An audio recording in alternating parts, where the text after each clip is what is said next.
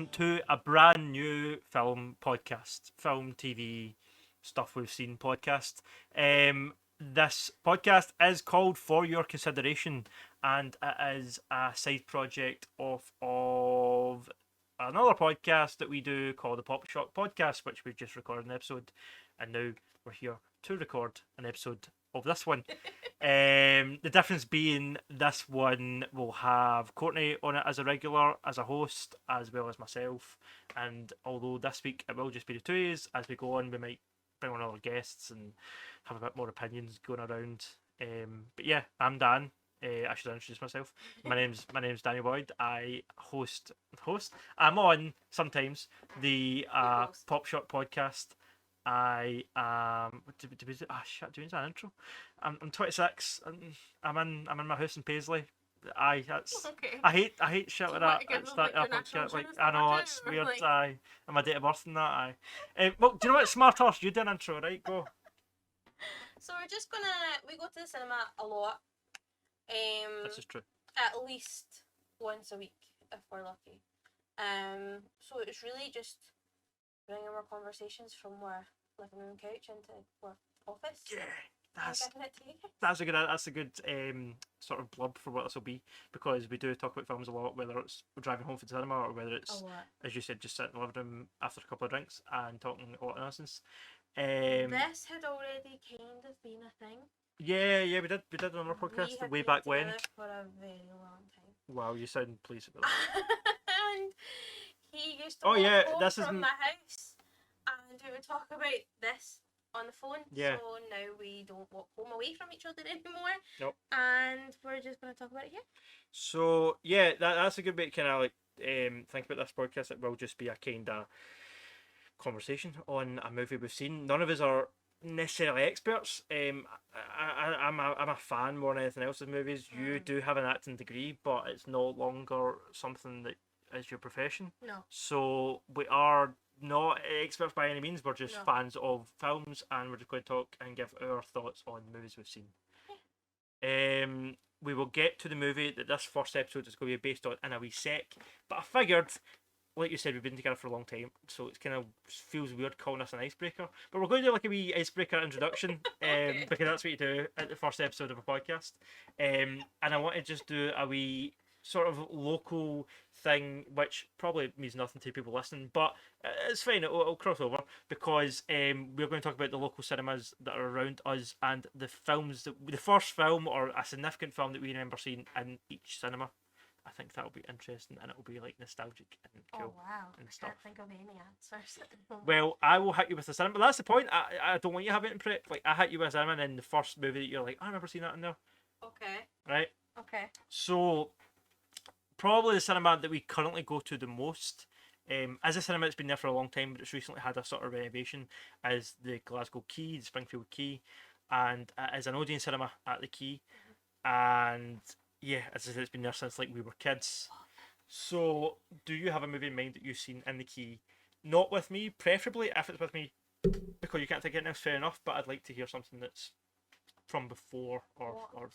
I have seen so many films in there.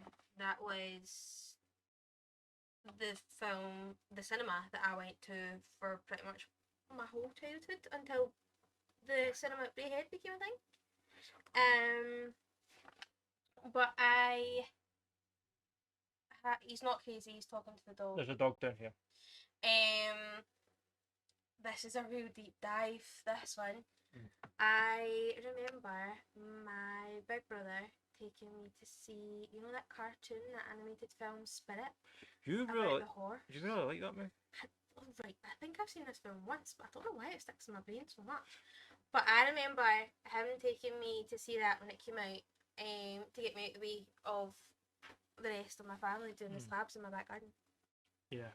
I came home to no swing set, but I remember the film.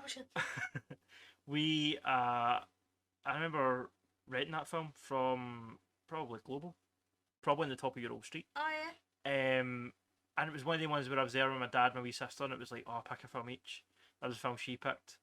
I think I remember like watching a bit of it and then getting bored and playing video games instead.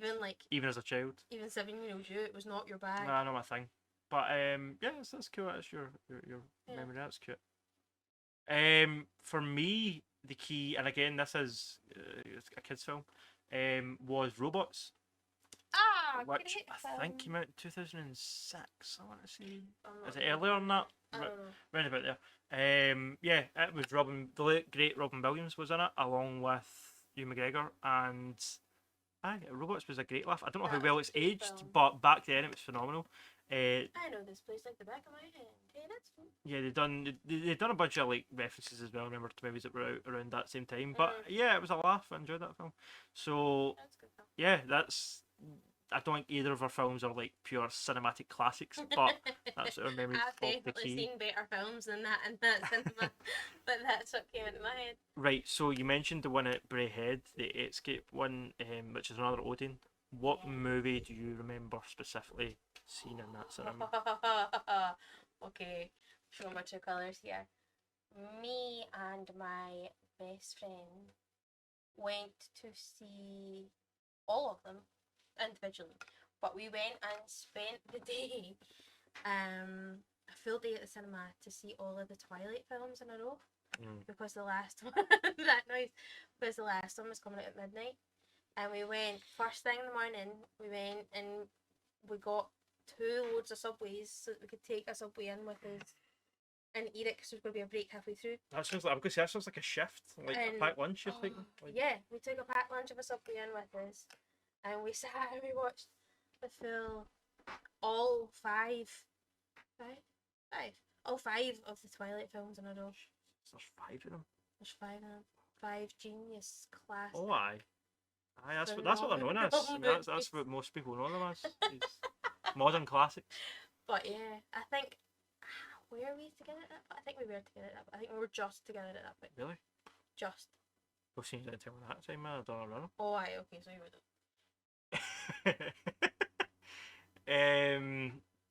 Escape.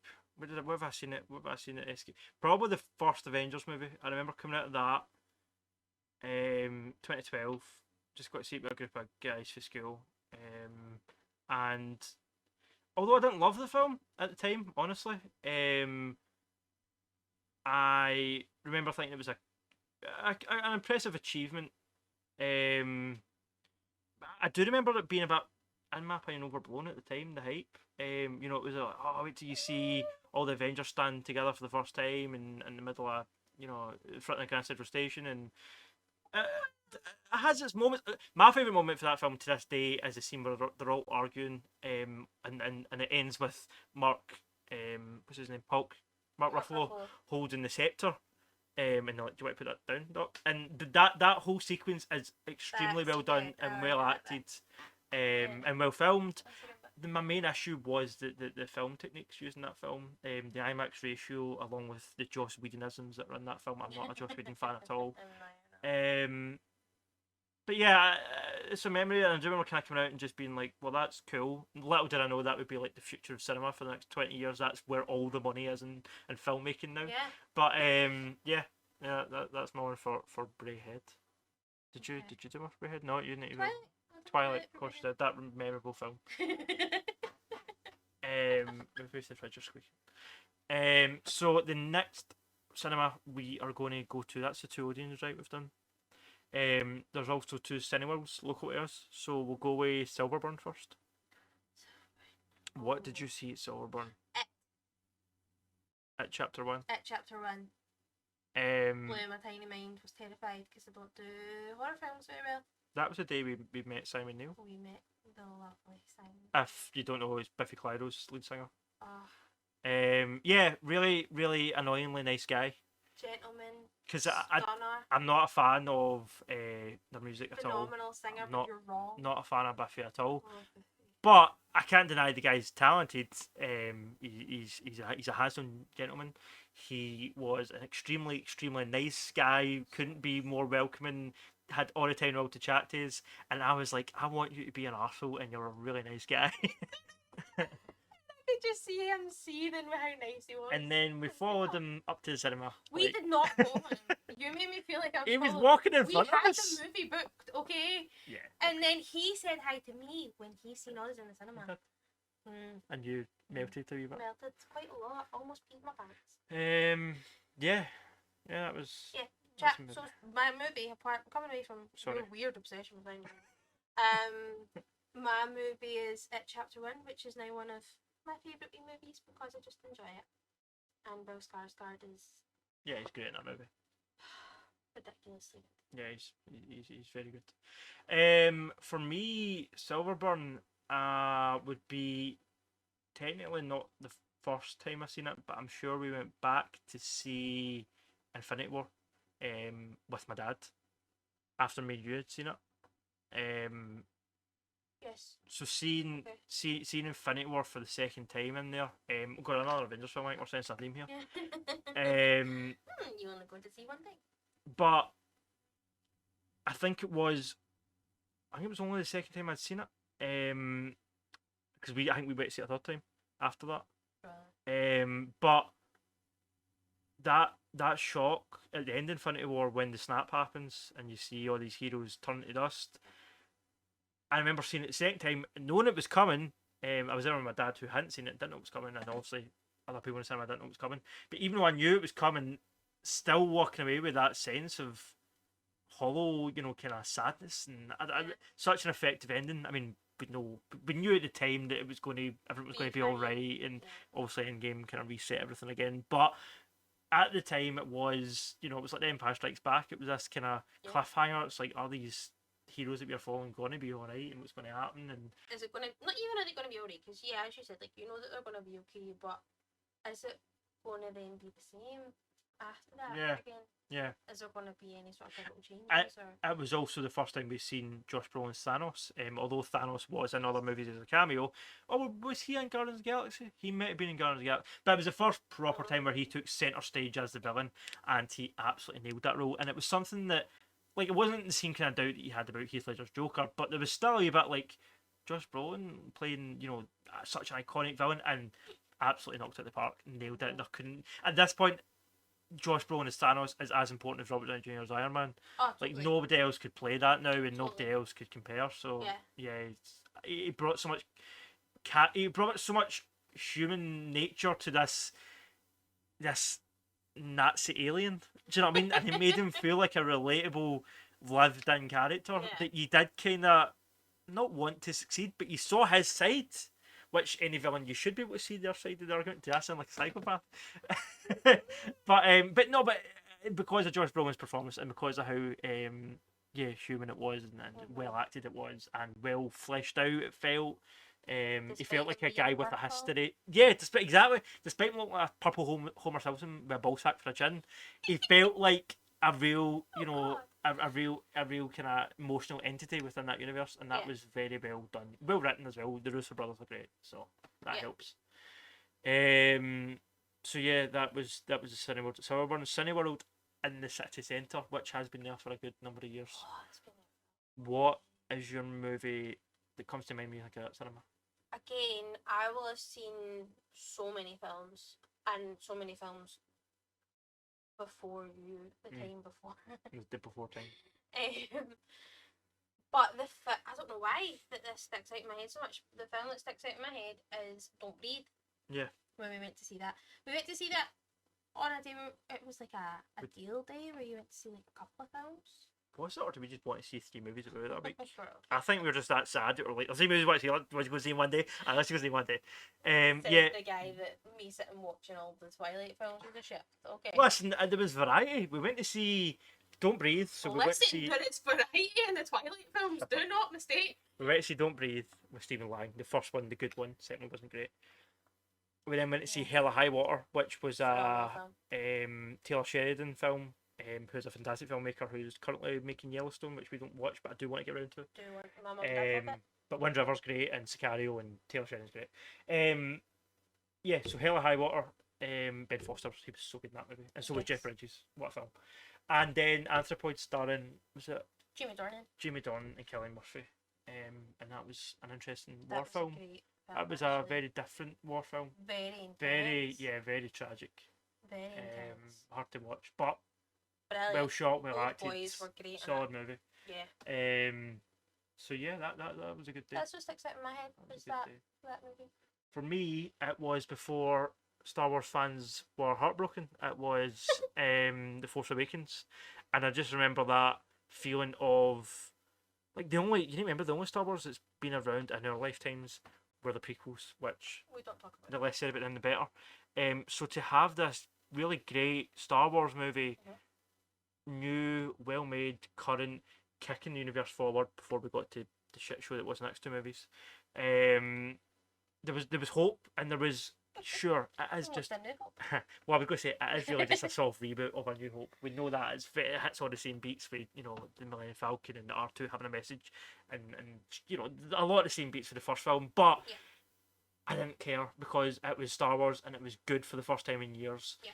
And it was, what can J.J. Abrams do with this? And what can it was before all this shit happened with Star Wars, and now the only good thing is the stuff that Jon Favreau and Dave Filoni do. But that's by the by. At that time, 2015, it was a good year for superhero movies because I think Age of Ultron came out that year. And a few Batman v Superman was out just the following year, but that was like the hype train for Batman v Superman. So like again, the DC universe, obviously things have changed and nobody really gives a shit about that anymore. But at that time, it was like, oh god, it was such a good time to be a fan of like pop culture blockbusters because you had Star Wars, you had Avengers, you had the DC universe before it became shit. Yeah, it was a nice, hopeful memory. Which bitter jaded 5 years later, Daniel was just like, what a shame. I mean, I thought it was better than jaded in 2015, like 2021, 2022, Daniel. Right off, man. No, you're dying at 42 because you're like 65 now. So we only have one cinema left, which is we have been to other cinemas, but in terms of cinemas that have been around since our childhood, because there's a view in City Nooks, but we've only been there a handful of times. Yeah. The other kind of big cinema for us is the Showcase in Linwood. Yeah. What is your movie memory from that place? Again, Fantasy. why am I so bad at? Do you want me to pause? I'm still listening. Okay. Why am I so bad at thinking of like good films that we have seen in these cinemas? My film for that cinema, it is not a good film. I do not recommend you watching it unless you're 15 and a girl. Is that Miley Cyrus film? LOL. Oh, I'd love a drink. Picture. Okay. Yeah, that LOL film that Miley Cyrus done. Mate, I'll leave you alone for 5 minutes. You're talking about fucking Miley Cyrus. Right, but this is what I said. Like, we have seen, me and Andrew have seen very good films in that cinema. Yeah. I have also seen very good films in that cinema. We've got that cinema quite a lot. My dad. I know, but see, right. So this is the first episode of a new podcast. So see if you're tuning in and you think this is the kind of integrity that we have. We are better than this. I just wanted to do a wee disclaimer. Twilight and Miley Cyrus movies. Don't go based on that. I mean, I'm hardly a person to speak about, Wait, but you do a comic book podcast and all you've said is comic book movies. Yeah. Okay, I'm not a so one-trick pony. yeah, judgment. Right, finish your piece about LOL. The modern masterpiece that is LOL. Oh no, it was really bad. Yeah. I can't even really remember. What's that about? I don't know. She's at high school. Right. I think. So it was before, like, short hair.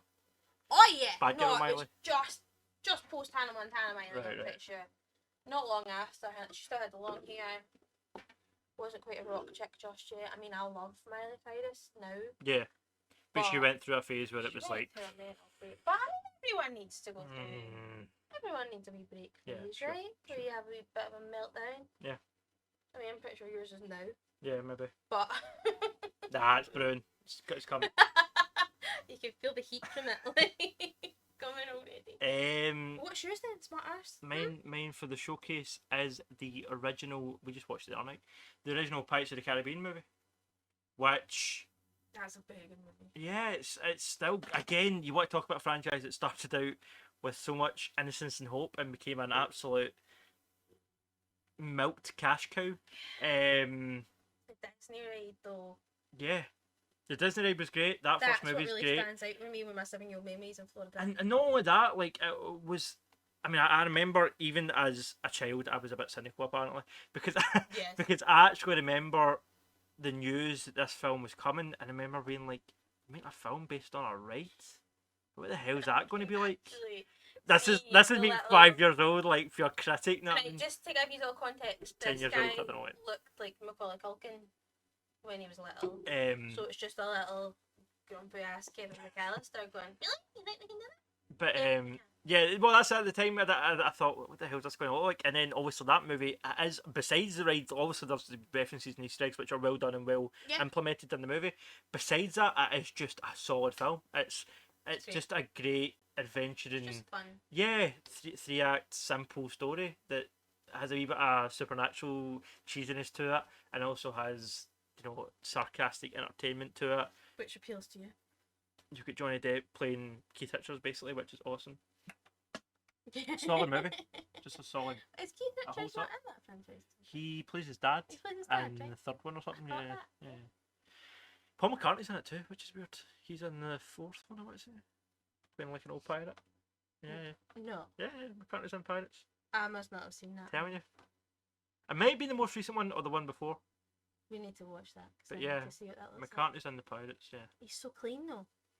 I think he had like a weird scraggly beard and they made him dirty, and maybe gave him long hair. I don't know. Thanks, Paul. Yeah. So we will stop talking rubbish about old films and move on to something more topical. If you've made it this far, because I don't think I would. This is, instead of being an introduction that might be like, oh, these people are endearing, that might just be like, I know that's these twats. Like, just switch off now. No, I don't think there's anything endearing about it. Just, I think I'm quite charming actually. So. Okay. Today, for the first episode of this podcast, we are going to talk about a movie called Boiling Point. It is a 2022 movie. Oh god, it's one of the first 2022 movies I've seen, like released in 2022. Also it's filmed. We'll talk about when it was filmed later. But yes, it is a film starring a British actor called Stephen Graham, who, if you don't know, is, in my opinion, one of the best British actors working today, possibly one of the best actors. Phenomenal actor, and it is a movie that was based on a short film from 2019. There was a short film made, I think it was only around 20 minutes long. It was, yeah. And it was based on this head chef at a restaurant that was having a bit of a meltdown because he's an alcoholic, his family life isn't going too good, his professional life is falling apart. No, this is just a short, this is on the trailers and the short film, the synopsis. So they made a short film and then they decided to turn it into a feature. I've not seen the short film, so I'm not sure if the short film is one take, but the feature film is one take. I'm pretty sure when they were talking about, because when we went to see it, there was also a Q&A to follow. Yeah. And I'm pretty certain when they were talking about it, they spoke about how the short was only in the one take. Right, okay. And that's what gave them the idea to do it as a feature film, because when the director, whose name is... She's looking up. Thank you. When the director came back to Stephen Graham, because they've known each other for a long time, and you really got that chemistry with them at the Q&A, obviously, because it's the pair of them sitting talking, but I feel like you really got the comfortableness across with the filmmaking too, like with the complete trust that would have been there between an actor and his director, and it's really hard to get that from a relationship that hasn't been so long. But yeah, when the director came back to Stephen Graham and was like, here, I know we've just done this, but what do you think about making this a short film into a feature film? And he went, oh, what was it he said? Are you He was mad like, or something? are you sure? Yeah. And then like he remembered exactly what it was that he said. No, I can't remember, and it's been really annoying me. But yeah, it was basically like, are you mental?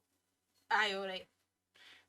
So the film was written and directed by Philip Barantini, who is also an actor and was in Chernobyl and Band of Brothers. He is also, I think he has something to do with that show Time, which Stephen Graham was also in, with Sean Bean, the prison show. And he is also working on a new show that's coming out soon called The Responder by Martin Freeman, which looks really cool. So good. So yeah, I mean, the guy's obviously talented. I don't know much about him as a filmmaker outside of Boiling Point, but regardless, I'm excited to see whatever the hell he does next. Yeah. And he did also let slip during that Q&A that him and Stephen Graham are working on something else, but we'll go back to that. They kind of made it sound as if that was going to be something else. It was also going to be in a one take. Take. Possibly, yeah. but we'll see. We'll circle back to that. So yeah, the start of this podcast, I think we will just give our kind of brief thoughts on the movie, just a kind of review each and what we thought of it, and then I would say the majority of the rest of the time we will be going into spoilers. Yeah. So right off the bat, go and see this film. It was something that I kind of just heard about. I don't know how good the market's been for the movie, because I just kind of heard about it through being a Stephen Graham fan. I think it was on a few like Stephen Graham pages and shit like that I follow, that I was like, oh, what's this? Because whatever he's tied to, I'm going to at least have an interest in. So yeah, I kind of looked into it myself, and then I was like, oh shit, it's out in January. It's got a Q&A after it, and I just kind of went ahead and booked it. The hall we were in wasn't full, but it wasn't like sparse either. There was enough people in it, but during the Q&A, it was literally. It was just us, another couple, and another person. It filled up behind us. Oh, okay. It filled up, and it filled up a wee bit in front of us. It was maybe about half full in total. Yeah. And it was like a Wednesday night, but yeah, the Q&A at the end, in it was the middle of nowhere. Yeah. That's by the by. No, let's not tell people that I booked the wrong cinema. You meant for it to be the showcase that we go to, and it was one that was like 45 minutes away. But I had fun. Yeah, it was nice. It was hilarious. I remember we got to talk about it in a drive home. So yes, we went to see it, and it was the best film not only that I've seen this year, because it's the most film I've seen this year. It is the best film I've seen in a long time, and it is maybe one of the best films I've seen. Like it's, I'll need to watch it again, obviously, to secure that, because I like to do that when one's not enough kind of thing. But at the minute, I'm like, yeah, I could put that up there with like the classics. Like I need to get my head around that, and maybe I'll change my mind. I don't see that, but I don't want to commit to now. But yeah, I mean, it could be like top 5, top 10 for me, like ever. It's a perfect movie, which you don't often get. For me, it's a 10 out of 10. I'll just give my rating right off the bat. It's a perfect 10. There's nothing. What that means to me, a perfect 10, is there's nothing you would change. Like, even if I love a film, and there's just one thing that I'm like, oh, I wish they'd done that or changed that, then to me, that's not a perfect film. Therefore, it can't be a 10. And you are very harsh. And I'm quite a harsh critic, so there is nothing in this movie that I would change or think could have been done better. I'm not a filmmaker. I'm talking about, like, not at the end you should listen to me, but I don't.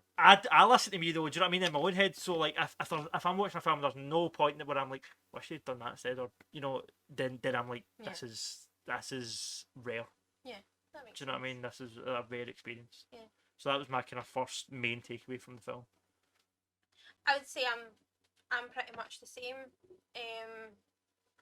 For me, it was a perfect film. I mean, from the opening shot to it closed, there was no troughs. Like, it was all up there. It was all consistent. It was all really solid. I mean, looking at it just from a viewer's point of view, there was no part of that where you could doze off, because it was very intense. Yeah. And it was only an hour and a half, so it is already short, but even at that, it doesn't feel its length at all. But it also couldn't be any longer because of how intense it is. No, it couldn't be any longer. Yeah, no. It was a perfect length. Definitely. And looking at it, as you said, I have an actor's degree, so I know what I'm talking about a wee bit when it comes to this, but looking at it from an actor's point of view, and Stephen Graham himself said it, if I was given the opportunity to do this film the way this film was made, and who it was done with and how it was done, that would be it for me. I could pack it in and be quite happy. And as Stephen Graham called it, he said that it was his Champions League. Yeah. For him as an actor. And when you think about the enormity of that statement, I mean, look at everything he's done. I mean, let's not bring up Venom, but I mean, Peaky Blinders, like, there's so many things, there's so many people that he's worked with and had the experience of, and to say that technically what would maybe be called a bit of an indie film as his Champions League, that says something, because quite a few actors get put off by filmmaking and prefer theatre, because theatre obviously is linear, whereas films are itty bitty. You need to come in and out of character a lot. And if you're working with somebody like David Fincher or Stanley Kubrick, you're doing 100 takes. 100 takes. Of one so scene. many takes. And I mean, yeah. There's a part of that, there's a security to that, where if you're doing something you're like, I'm not feeling it, you can swear, or you can break it and you go, nah, can we try that again? And with a film like this, especially with them only wanting to do the 8 takes and then they only managed to do 4 because they shut down for COVID. Yep. There is that linearness to it where you get to just go into the character and then feel everything the character is feeling as it's coming at them, which is so rare. Like, there's so many films that aren't shot that way. Yeah. So, for me, it was a great example of that working well. Yeah. Like, 100%, I think, first and foremost, it is a character study into this guy's mental health and the way he thinks as a person. And I think, obviously, you need a solid actor to trust with that and to be able to carry that, which is why Stephen Game is a great pick, because he can manage that flow effortlessly. Yeah. He just kind of takes it on. I also think that it's interesting. I'm not an actor, obviously. I'm not in that world, but it made perfect sense in the Q&A when he said this is something that is once in a lifetime. Like, you'll never, majority of actors are never going to get this experience ever again. And even I, not as an actor, understood the enormity of that statement and was like, I get that. So it was solid, and it's rare in the sense as well. Like, not only is it rare how well crafted it is, it's rare to have a film where it's not totally unknown. There is other films that do this, but it's not many films are just, here's an hour and a half in this person's life without any breaks. Just, you see him starting a shift. That's when the movie starts. Before we go into spoilers, it starts with him going to the restaurant on the phone to one of his, I think it's his ex or his other half anyway, and then it just kind of carries on from there, and then it ends, an hour and a half later, like in real time in the movie, and obviously that's the duration you've been watching it for. Yeah. So yeah, it really feels, it kind of breaks. I don't know, some of these also are more immersive than others, intentionally more immersive than others, but some films, where there's a lot of cuts, or maybe they turn and they say something to the camera, break the fourth wall, something like that happens. Whereas this one really had you feel like a fly on the wall, like you were just witnessing this guy who's like you weren't necessarily. It wasn't like the audience. He was a surrogate for the audience necessarily. No, because it doesn't stick just with him the whole way through the film. Yes, yeah, true, and also not everything he does is very nice. Certain, without giving anything away, you're like, this guy. That's a great character. He is a flawed character. I mean, every person which everybody is, in reality. So he's not. He was a very real character. Yeah. And it turns out he was named after a real person. He's not based on that real person. But the restaurant that they film in is a real restaurant, and it was a friend of the director who owns this restaurant, and it just works out really well that the flow of the restaurant works to allow a cameraman to follow you through the whole restaurant without any sort of awkward, weird turns and like messiness to it. It was very clean. It felt like it was on a rig. Yeah. Which it wasn't. Well, at certain points he was climbing on and off of rigs, which is also insane. Yeah. Like, but it was dollies and on stuff. A person. Yeah, it was mounted on his back. Yeah. And the fact that he just climbed onto the thing and held on and stuff. It had to be a rig. It couldn't be a set dolly because there's no dolly track. Or else you would have seen it on the floor. Yeah. So it was very, very, very well done. Very, very clean. What the best thing when it comes to like behind the scenes shit in movies, like camera work or anything behind the camera, you don't want to note. Like, see if you don't notice it when you're watching the film, that's when it's done best. Which kind of makes it a thankless job. Like, see if they're doing their job well, you don't notice them. Do you know what I mean? Which means they don't get credit. Which is why, as someone also that isn't, on the inside of filmmaking, just as an audience member watching it, I kind of forgot that there was even a cameraman there. I just kind of believed that we were just watching. It's extremely immersive.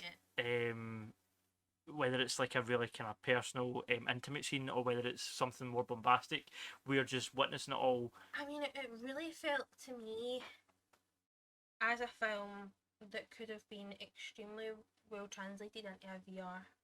I mean, they talk all the time about films being put into VR where you put the headset on and then you're in the film. This film could completely lend itself to that. It could, but it would also be really intense to watch in VR.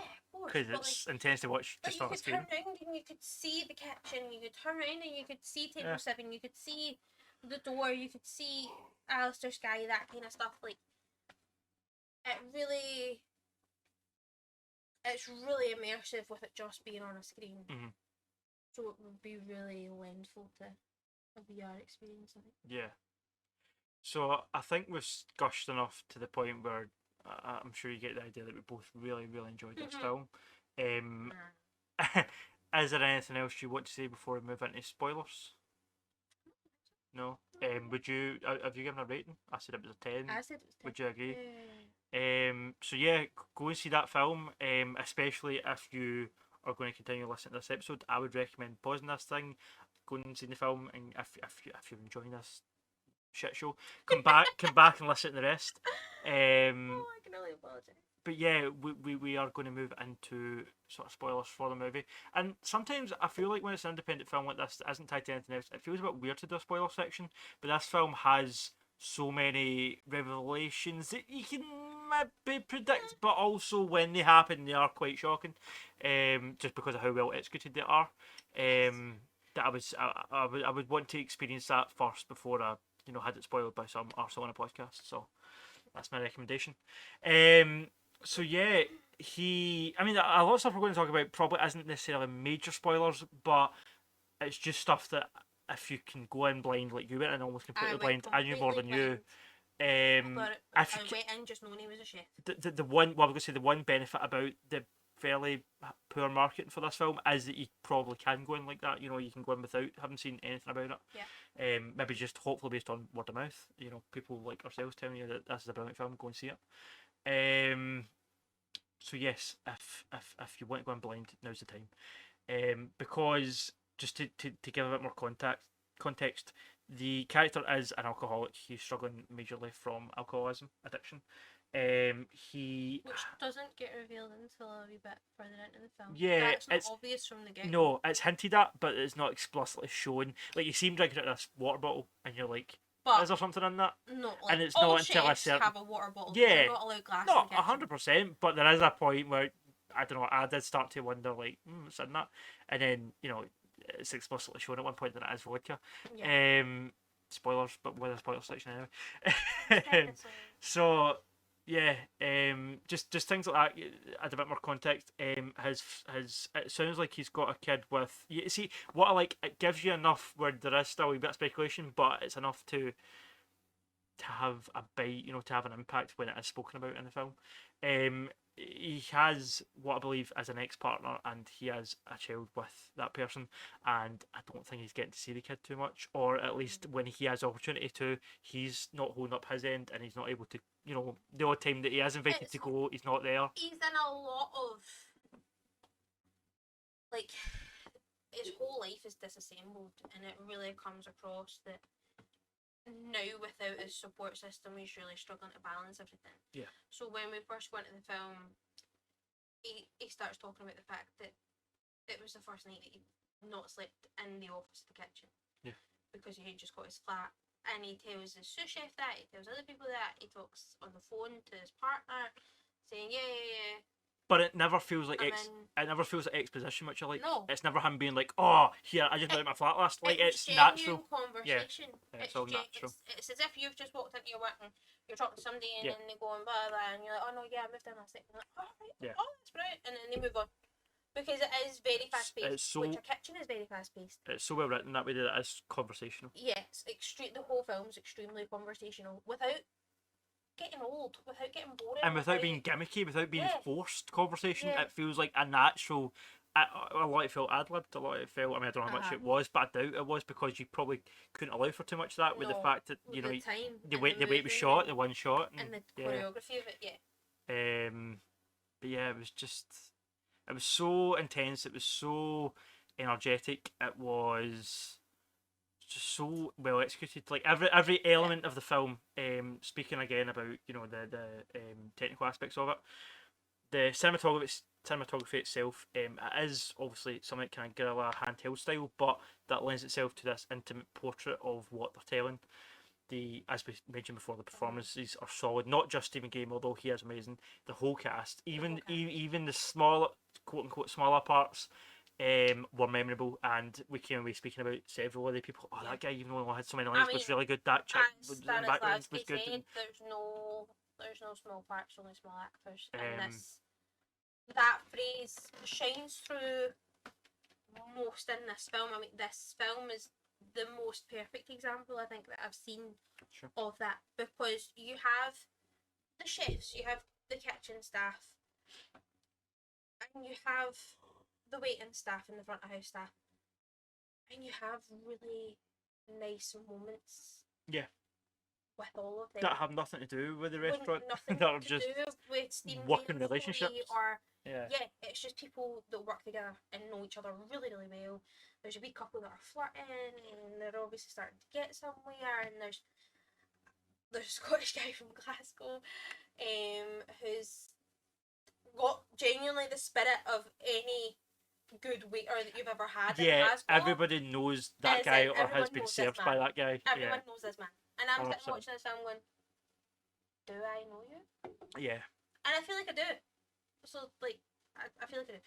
But, and then you've got your back kitchen staff, so you've got your kitchen porters, which again, one of them's pregnant, and that doesn't have to be added in, but that just shows that you're just picking up an hour and a half of these people's lives. Yeah, this woman has her own life too that they could probably make a movie about. But she's having a baby. For the purposes of this, she's only in it for about 10 minutes. But there's this. It just builds the world. It makes it feel real. And then you've got your pastry chefs, and again, this is a major spoiler, but you've got a young pastry chef who's only worked there for 3 weeks, and you've got an older. She's not old, but she's older than him. An older female pastry chef who is the head pastry chef, and you can really see that she's trying to take the boy on and show him the ropes and talk him through everything that he has to learn. And he's got a natural talent. You see that he's got a natural talent. But they then touch on the topic of self-harm, because in a kitchen you have to always roll up your sleeves. This boy's refusing to roll up his sleeves, and as the mummy character that she is, she's like, right son, knock me up, let me fix you. And she goes to fix his sleeve, and you see the cuts on his arms, and they have such a beautiful moment in this part of the film that could have been milked and really been the focus of the film, and they didn't. They done it. You just touch on it, it's a thing, very and naturally. Then we move on. Again, it's a beautiful moment where she's like, we can't talk about this now because we're running a really busy kitchen. We're really, really busy. But we are going to talk about this later. And you believe that? They had that conversation later?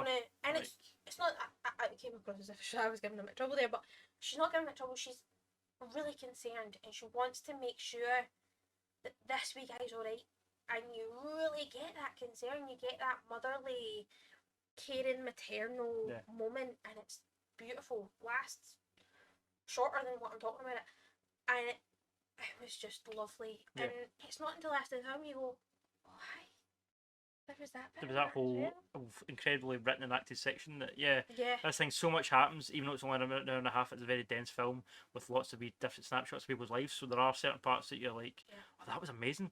Like you're talking about some part and you're like, oh, that was brilliant, and you're like, oh, but that was also really good. And you get so much of that afterwards. I think as a film that does inspire conversation, which is why we're doing a podcast about it. But even I think just among like people that have seen it together, I think you could just spend an hour with your pal or your other half just talk about this movie, because there's so much to it. Even though it's brief, it's an hour and a half, it's not a long film, and a lot of sequences in it are snapshots, are fairly brief. They're so impactful that you want to talk about it. And if even though an idea of a sequel would ruin what this is, you do want to. There's a part of you what's the one you would like to get information on what happened to people and where they went afterwards.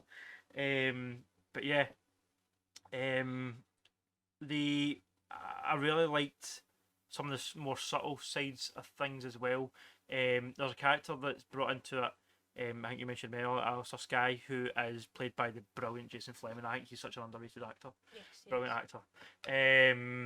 He plays a chef who used to be partners with Stephen Gabe's character, and Is now a TV chef. basically left him to go be a TV chef.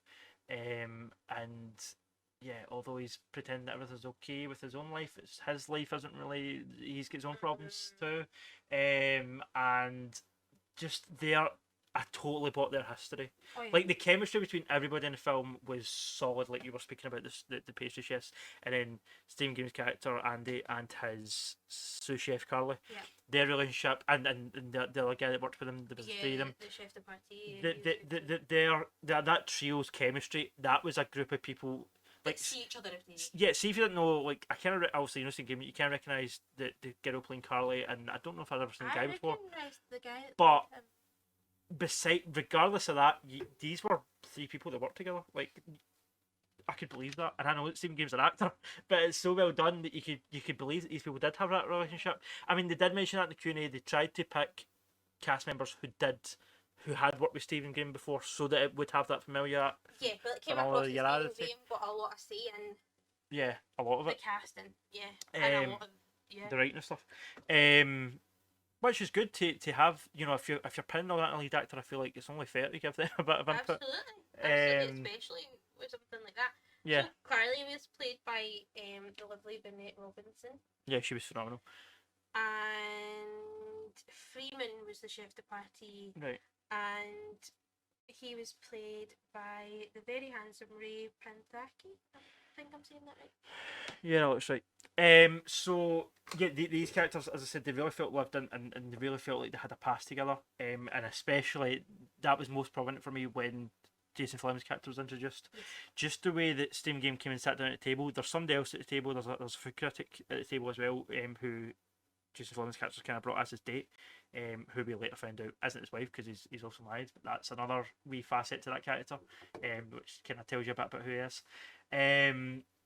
But yeah, so she's there. So they are kind of trying to save face somewhat and not be totally honest with 100% because she's there and they're in front of this outside third party.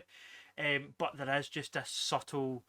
I mean, Stephen Game's got this obviously kind of burned hatred for this guy, but it's never. He never says it. He never. It's just it's on his face subtly. You know, while the other guy's talking, it's his reaction, and you're like, you just tell you hate that guy. You want to knock him out, but he just that from his face, you know. Pure body language, and then at the same time, you get the whole Jason Fleming's character thinks he's above him. He doesn't outright say I'm better than you, but you totally get that just again from the subtle kind of interactions with each other and reactions to each other's dialogue, and it was perfect. It was every aspect of every performance was solid. The writing was solid. The lighting, I know that's a small thing, but the lighting in the restaurant was really well done. I really liked. Obviously, when they were shooting outside, they were shooting outside, but it really felt like they were outside. And then when they came inside, it felt you had the atmosphere. It was warmer and cozier. You also had the buzz of the restaurant. In the background, you had the voices. The movie doesn't use too much music, but when it did use score, it was used effectively. Obviously, the set was a restaurant, but the set itself was really cool. I mean, just every part of it. I can't fault any of the filmmaking or the planning. That was my kind of the only thing that kind of I guess took me out of it, but it was a good in a good way. Was just me watching it going, how the hell did they plan all this? Like how much thought and crafting went into this? Like it's insane. And the fact that we touched on this before, but they only did 4 takes. They were meant to do it 8 times through across 2 days. The second day they get shut down because of COVID. So they only did 4 takes, and what you see in the film is the 3rd take. But just what a fascinating project, what a fascinating piece of filmmaking. I'm so glad we got to see it in the cinema. Me too. Because although if you can get a chance to see it anywhere, whether that's in your house or at the cinema or whatever, I would on a plane. I would say do it on a portable DVD player. But watch it. Yeah, to be able to see it sort of soon after it came out and kind of be part of the conversation, that you feel like you're part of the conversation anyway. Yeah, it was solid, and it was like I went in expecting a well acted small British movie. That's kind of what I was expecting. Yeah, same. I was like, the acting will be great. It'll feel relatively small scale, and I'll probably just when I think back, I'll be like, that was a decent film. I'm thinking back at it now, like, what a masterpiece. Yeah. And I didn't expect that. No, me neither. So yeah, we've hyped up a fair amount, so I hope that folk that listen to this and go see it like it. Well, to be fair, if you've not seen it, you shouldn't be listening to this part anyway. But but yeah. Yeah. Do you have any other like? Do you have any niggles? Do you have anything you would change? Do you have? To put me in it. It's the only thing I would change. Yeah. And even what I liked, there was while I was watching that was something. There was certain parts that I was like, why is that like that? Or I did have wee questions, and then the movie answered it. And again, not in a Yeah. explicit way, but in a With the subtle way. sauce. So there's a Yeah, scene. yeah. So there's a scene where you get to see them plating up, and it's because Alistair Skies came in, and he used to, Stephen Guillermo used to work under him, and he's like, do not put his plates out without letting me dress them. So the majority of what you see cook wise is all dressing of the plates, which in a kitchen is a very important part. If you watch MasterChef, you will also realise how important dressing the plate is. But it's fine, I'm not going to go there. So yeah, you get to see him dressing the plate, and he spills a sauce. He drops the sauce on the floor, so he has to redo it. He does it very, very quickly, and then he puts it on. I don't know he's sitting, and I am a massive foodie. I would love to be a chef. So this film was very surreal for me that way, because it was a world that I've already been in through acting, and then a world that I've only slightly touched on so far with being a chef in the kitchen. But he puts the sauce on the plate, and I whispered to him, I went, that sauce looks really thin. And I was like, that's shit. Like, that, why That's a have they flaw. done that? Yeah. Because they've made what's supposed to be a really good chef, they've given him a really thin sauce to serve to some. And when Alistair Sky is eating it, he says there's not enough body in the sauce. Yeah. And you looked at me as if, really? Like, did you really just say that? Like, and it does, so But anything that you start to think, oh, why did they put that in? They explain. Well, because I think I was looking at you that moment because I was like, they've really thought everything. Yeah. Like they've thought of everything, which you don't often get in movies. No. It felt so tight and so well rehearsed and so obviously professional seems silly like it's a movie, like you should be every actor should be a professional, but it felt so professionally made. Not some of the actors I know. Well, that's the thing, like when you see what I always think when you see indie movies like this and then you go and see like a blockbuster like Venom 2, you're like, how is that so poorly constructed as opposed to this? Maybe it's easier when you're on a small set, you know, because there's less factors, I guess. But not to be fair, not with this. There was so much going on in this. Like, we kind of spoke about this earlier on today. Looking at it from a food perspective, you've got your big, massive restaurants, like your buffet restaurants that are just soulless food, that are just there to churn out money, and somehow manage to churn out money. And then you've got your independent restaurants, your smaller restaurants. Like, there's I could list several of them just now. I mean, we were at one last night. It's brand new, it's small, independent, and they are serving out some of the best food that you could put in your mouth. And there's not enough people going to these types of restaurants, which is why they're so open and shut. So it's the same for films. You've got your Venom 2, which is the equivalent of like a China buffet thing. Yeah.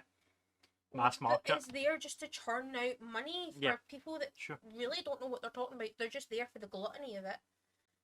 I guess. And then you've got your small films like Boiling Point that are masterpieces that only a few are going to see. I guess every industry has that. Like, you've got that with music as well, and you get it with, like, you know, all sorts of things. Everything. So yeah, I guess the moral of the story is support local cinemas and support local. Support your small businesses. Eat local. Because but 100% I would recommend Boiling Point to anyone. Whether that was maybe something else that I should have mentioned. I like food. I don't know shit about kitchens, about being a professional chef. I don't know. I have a massive interest in it. Doesn't matter. Except for when I feed you. Yeah, but that's the thing. I'm more interested in the end product. I'm not really interested in the process the way you are. But that didn't matter. Like this. You still find it so interesting. Yeah, like you don't need to.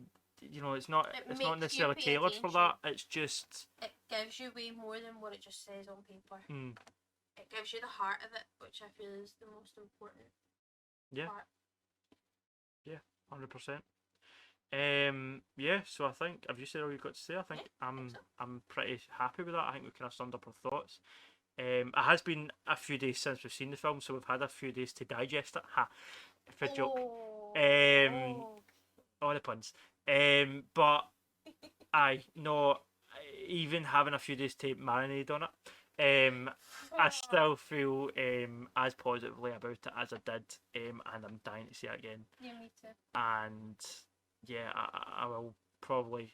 I don't see me change my mind. I think all it will do is cement my thoughts on it. But yeah, what a film! The best film I've seen in years. Not just the best indie film, not just the best British film, No. just one of the best films I've seen. And if you get a chance, regardless of where or when, take it and see it because it is unique as a one-off and it is, in my opinion, a perfect movie. Perfect. So yeah, I don't know what we'll be talking about next week. It might be Kingsman. Maybe. We're going to go see Kingsman tomorrow night, but we might know unless we watch something that we're more kind of feel like we've got more to say about. But yeah, we will be back next week to talk about something. Thank you for joining us for the first episode of For Your Consideration. Did I say the name of the podcast? I Yes, did, didn't I? you That's did. good. I'm just making sure that I said the name of the podcast at the okay. start of the podcast. We'll start making a checklist. I'll make a logo. You'll see an animation stinger before this, and it'll be a logo on screen and music and shit. It'll be top notch, man, when I'm done editing this thing. But yeah, no, thanks for joining us for the first episode. If you enjoy this episode, subscribe to wherever you're listening to this, whether that's on a podcast service, you can subscribe, whether it's on Spotify or YouTube Click the button. or whatever. I also listened to the first episode and talking about independent struggling artists. We don't have an audience yet, so we would appreciate it if you could like and share and do all that good shit if you did enjoy this. We will be back. You can also listen to our other podcast. We just did an episode on Spider-Man No Way Home. The other podcast is called the Pop Shop Podcast. I don't know if the No Way Home episode will be up by the time we upload this. I'm not decided how I'm going to upload these, but yeah, that'll be out there at some point for people to listen to and enjoy. So yeah, thanks folks. Thanks for sticking with us. All the best, and we'll see you next week. Thank you so much.